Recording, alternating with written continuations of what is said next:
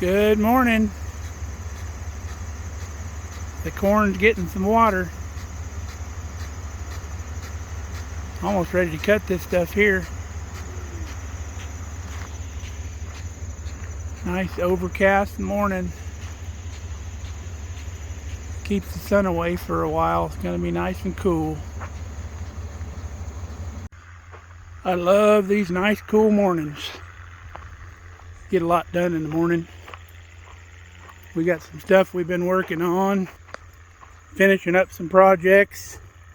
Nice to do it in the morning when it's nice and cool. And then we can go and do the inside stuff in the afternoon. I'm gonna run out and get the mail real quick. Thought I'd come down here and check out, see what wildflowers come up out here where we got them planted. Looks like quite a few of them came up. That and the marijuana's doing good. That's about 6.5 feet tall. Grows wild out here in Nebraska. I hear it's not the same stuff. Not quite as potent. But we're not going to try it anyway. But we got some of the flowers come up real nice out here. Couple of different kinds. Got lots of weeds too. But there's some real nice ones up here.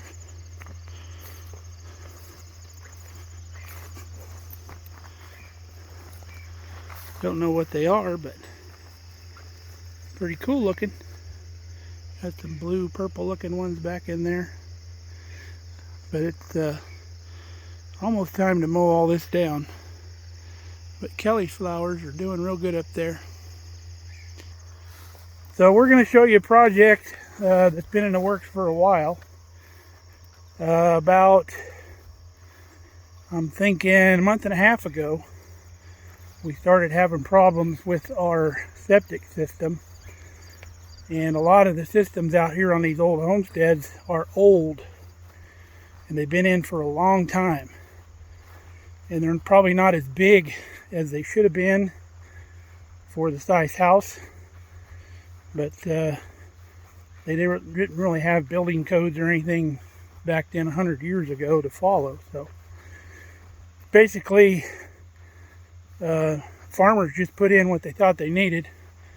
And by the looks of it, the tank here is probably only about 750 gallons. It's a vertical circular tank, like a giant pipe.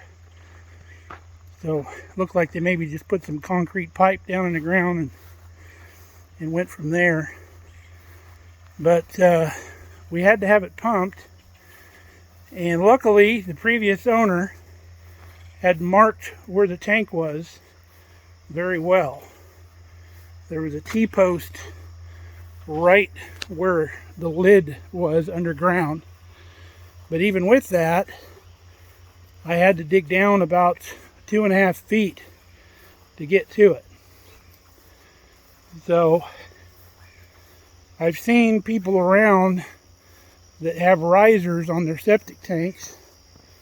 So I thought we need to do that here as well. Getting a little dark out here, I apologize. But we'll show you what we got going. So you can see the house up there on a little hill, and the septic tank is down here in our shelter belt, our little forest down here. So with the way this is, I'm sure the line comes out, we know, over here, but I'm sure we have root issues into that line, and we've had the line rooted also, which helped out quite a bit. But when we had the septic tank pumped, we had to come out here and dig this thing out. And we had to find the edge of the tank and dig a pretty big, wide hole to get down here and get that tank lid off. And there's no handle on that tank lid, so you got to kind of reach up underneath the edge.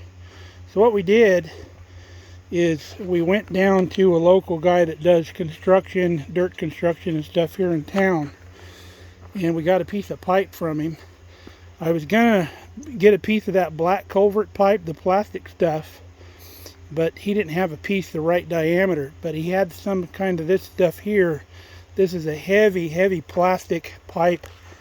I believe it's like a commercial water pipe, or like a city type water pipe. Very thick, probably a 1-inch wall, and it's really heavy.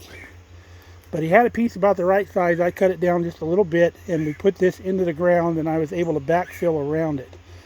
So we're never going to have to dig this thing out again. And then let me show you what else we got made to go on here. So this is what we had made for a lid. I went down to the local welding place down here in town. They fabricate a lot of stuff. And I had them make me a steel lid to go on top of that. And this is what they came up with. I gave them the outside diameter of the pipe, which was about 38 inches. And they made this 40 inches inside diameter here. So we're going to get this carried out. I got it all painted up, John Deere green, of course. And we'll get it carried out there and get it set on the pipe out in the shelter belt. Well, that's what she looks like. So now we're all done. This is going to be a huge help in the future, because with these old systems, it's a good idea just to have them pumped out on a regular basis so you don't have issues. That thing was a booger to dig up. Thank God it was marked, so we didn't have search all around for it like some people do.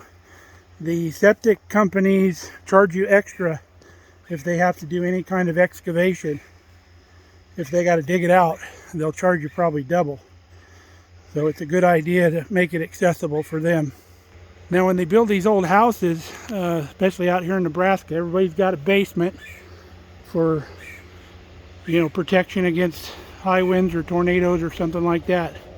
And luckily we have a brick house as well, like the Three Little Pigs. But they build the houses up on a hill, so you can have bathrooms and such in the basement. And because you're on a hill, everything gravity feeds out of the basement still. You don't have to have any kind of lift pump or anything like that. So it works out really well. They put a lot of thought into that. So you don't have to have any issues with the lift pumps, because they're notorious for breaking down and stuff. But I hope this little tip helps you out. If you have a septic system that needs to be serviced often, you'll want to put a riser on it, unless you're only a couple inches under the ground, which some of them are.